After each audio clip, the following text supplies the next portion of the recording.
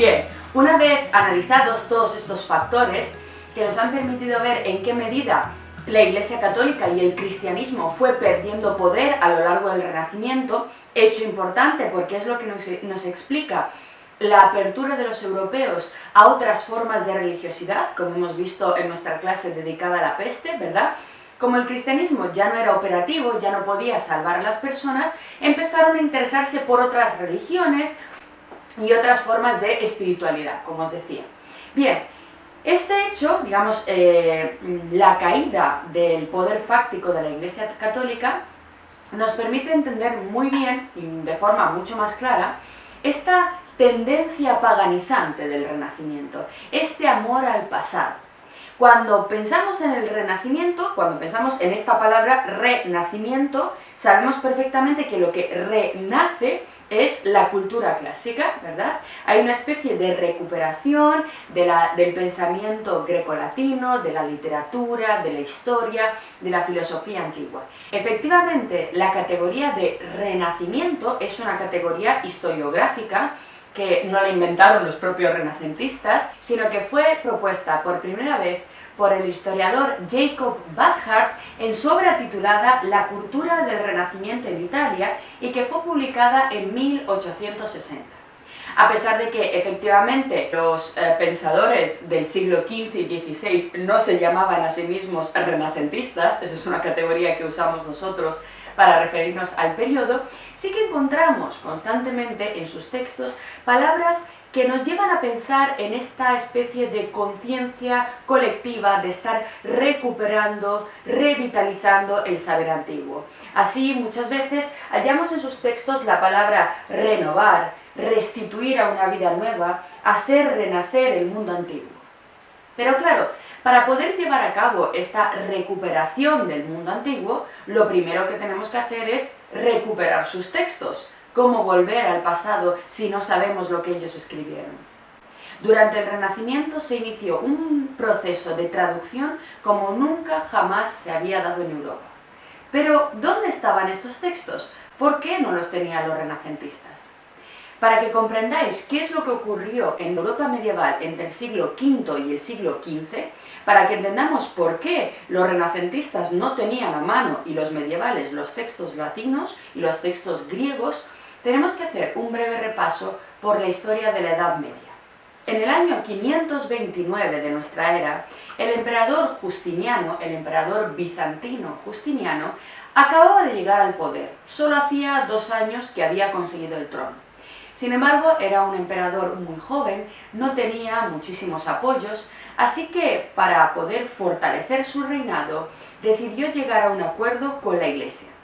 En esos tiempos, en el siglo VI de nuestra era, la Iglesia ya se había fortalecido lo suficiente y tenía bastante control, gracias a sus iglesias y diócesis, sobre los territorios de la Europa latina. Así que Justiniano y la Iglesia llegaron a un acuerdo. Yo te ayudo a ti y tú me ayudas a mí. ¿Cuál fue el acuerdo al que llegó Justiniano con la Iglesia? La Iglesia vendría a apoyarle en el trono y ofrecerle, digamos, toda su red administrativa, pero a cambio el nuevo emperador tenía que expulsar del territorio europeo a todas aquellas escuelas paganas o religiones contrarias al cristianismo. En el año 529, aunque os parezca increíble, seguía abierta una importante escuela de filosofía en Europa. Nada más y nada menos que la Academia de Platón, que seguía abierta en Atenas, en el mismo lugar. La academia que Platón fundó en el siglo V a.C. estuvo abierta ininterrumpidamente durante más de 800 años, con diversas orientaciones, con diversas formas de enfocar la filosofía, pero ininterrumpidamente hasta el año 529, que, por el acuerdo que había establecido con la Iglesia, el emperador Justiniano expulsó a todas las sectas paganas, pero también a las escuelas de filosofía pagana fuera del territorio europeo. Claro, en esa escuela estaban los filósofos y sobre todo los textos antiguos, los textos de Aristóteles, los textos de Platón, los fragmentos de los presocráticos. Al ser expulsados, los filósofos tuvieron que irse, marcharse además muy rápido, en un plazo de un año, y se llevaron literalmente los textos consigo. No eran pobres, así que pudieron, digamos, crear caravanas y llevarse literalmente las bibliotecas enteras.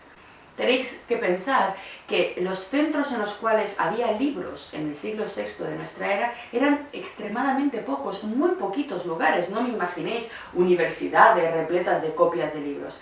Prácticamente en Atenas y en los otros centros que también fueron expulsados se condensaba todo el saber antiguo griego y latino. Los filósofos expulsados por Justiniano no tenían a dónde ir. Evidentemente no podían ir al oeste, porque el oeste era controlado por la Iglesia. Así que decidieron marcharse al este, todo lo lejos que podían, instalándose finalmente en la actual Siria, en la ciudad de Harrán.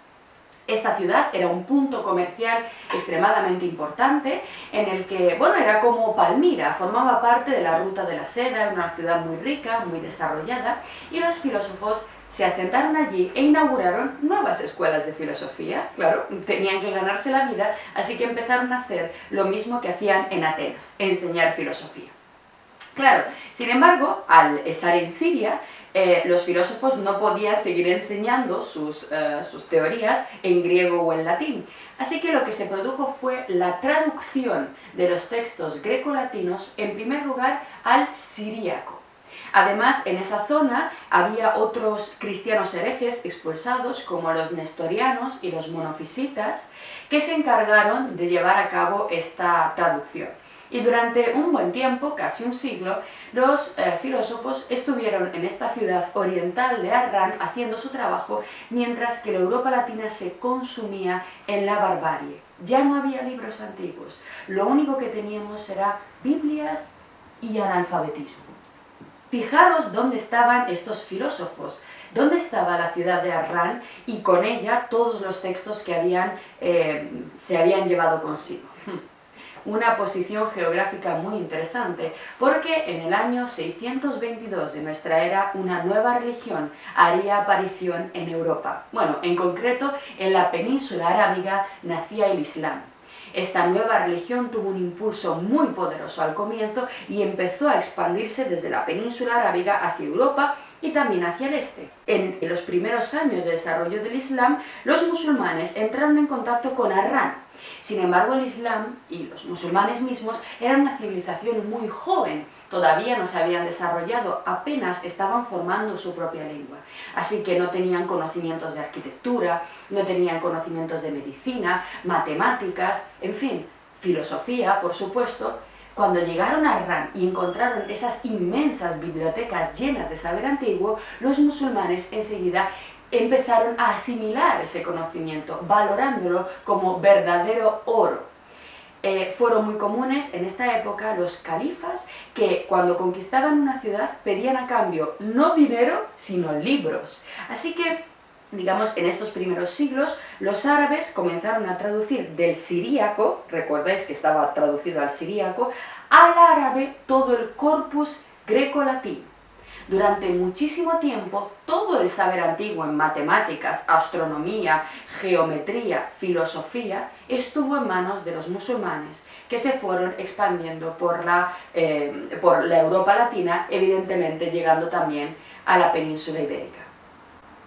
Uno de los datos más interesantes es el siguiente. Fijaros, para comparar el estado de la cultura europea durante este periodo y de la civilización islámica. Nos dicen los expertos que en el siglo VIII, en el que han catalogado los contenidos de las bibliotecas, la biblioteca europea latina mejor nutrida, con más ejemplares, era, curiosamente, la biblioteca del monasterio de Vic, en la actual Cataluña. Y esa biblioteca tenía un flamante número de libros, llegando hasta el impresionante número de 21 ejemplares, entre los cuales la mayoría además eran Biblias. Al mismo tiempo, simultáneamente, en Bagdad, donde estaba la mayor y más importante biblioteca musulmana, se custodiaban un total de 400.000 volúmenes. Es decir, todo el saber antiguo estaba en manos de los árabes. Los árabes penetran en la península ibérica y se traen consigo pues, su sistema político, su religión, pero también sus textos. Así que a medida que van elevándose, van subiendo por la península ibérica, van pues construyendo sus magníficos monumentos y también importantes bibliotecas en las cuales están las copias de los textos grecolatinos que ellos habían recuperado. Las dos bibliotecas más importantes que instauran los musulmanes en la península ibérica son la Biblioteca de Córdoba y la Biblioteca de Toledo. Efectivamente, lo que estáis pensando. Cuando la Reconquista, en el año 1085, los cristianos empiezan a recuperar la península ibérica, llegan a la ciudad de Toledo, lo que encuentran es una inmensa biblioteca llena de textos grecoárabes que nadie conocía. Eso sí, estaban en árabe, así que había que hacer una traducción, volver a verter esos textos de los griegos, de los romanos, nutridos además por todos los desarrollos en medicina, matemática, óptica de los árabes, había que volver a traducirlos al latín para poder leerlos. De esta forma, en el siglo XII, la Europa latina por primera vez volvía a recuperar todo ese saber perdido que durante tanto tiempo había estado en manos de los musulmanes. En esta recuperación tuvo un papel central la famosa Escuela de Traductores de Toledo, en la cual solían trabajar mediante un sistema llamado a cuatro manos. Es decir, un judío, porque los musulmanes ya se habían marchado, que sabía árabe, leía el texto en árabe, lo traducía a la lengua vernácula que se estaba hablando en ese momento, que era el castellano, bueno, el castellano de Toledo, que se estaba formando en esa época, lo decía en castellano, y el otro traductor, el más importante, Domingo Mundisalvo, escuchaba en castellano y traducía al latín. Es este tipo de traducción a cuatro manos que se llevó a cabo en la Escuela de Traductores de Toledo. Estos libros que fueron traduciendo los toledanos, bueno, y todos los traductores que venían de todos los lugares de Europa, de Inglaterra, de Francia, de lo que ahora nosotros llamamos Alemania, se juntaron en Toledo para volver a recuperar estos textos antiguos. Como os decía, enseguida, muy poco tiempo después, en el año 1200, se creó en Europa la primera gran universidad, la Universidad de París, que empezó a demandar todos estos textos para construir su nuevo currículum escolar. Así que fijaros qué confluencia tan interesante. La recuperación de los textos grecolatinos, enriquecidos por el pensamiento árabe, y enseguida el nacimiento de las instituciones en las cuales nacería de nuevo la chispa del conocimiento europeo. La recuperación del pasado por parte de los renacentistas pasaba por una nueva traducción, un trabajo filológico profundo respecto de estos textos que empezaban poco a poco a ser recuperados en Europa. Lo que acabas de ver es solo un pequeño fragmento de nuestro curso. Si quieres disfrutarlo en su totalidad y descubrir muchos otros cursos, también de historia de la ciencia y de historia del arte, visita nuestra web anaminecam.com. Y recuerda, este proyecto solo es posible gracias a nuestro programa de microfinanciación. Si quieres apoyarnos, conviértete en uno de nuestros micromecenas en Patreon. Desde solo €1 al mes nos ayudarás activamente a seguir difundiendo la cultura. Gracias.